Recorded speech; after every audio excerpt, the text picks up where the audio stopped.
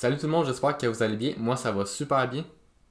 La règle du 35 est une règle que je me suis établie quand j'étais en fin de session au cégep.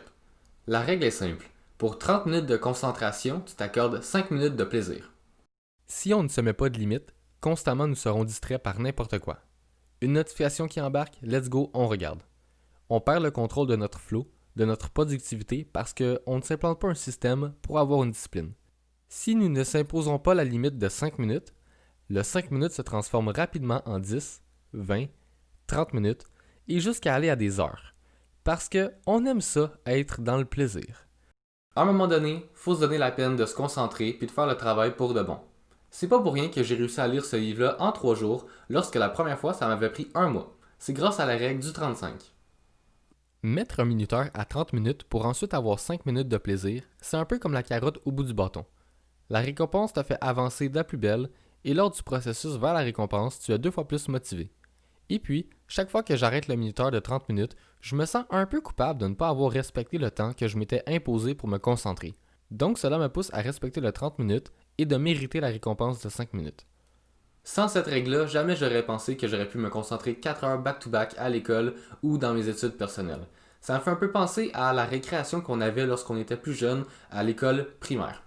Un enfant qui a un cours de 1 heure, il doit aller à la récréation 10-20 minutes pour se dégourdir, s'amuser, être créatif avec ses amis.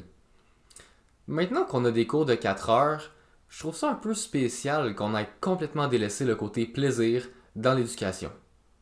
Et pourtant, des études ont sorti prouvant que s'amuser aide la pensée à être plus concentrée, allumée, affût et créative.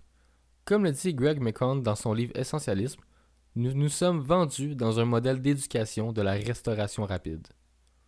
Dans un système où on fait simplement nous bourrer d'informations sans nous dire l'importance de cette information-là et qu'au final on est simplement un numéro à mettre sur le marché du travail après avoir eu notre diplôme. Cependant, faut pas faire l'erreur de rester dans le plaisir.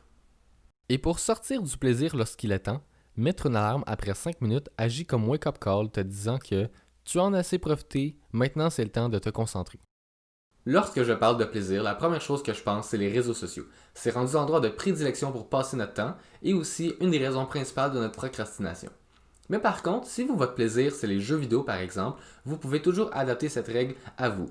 Comme par exemple, pour une partie en ligne, je vais faire 30 minutes d'études par la suite.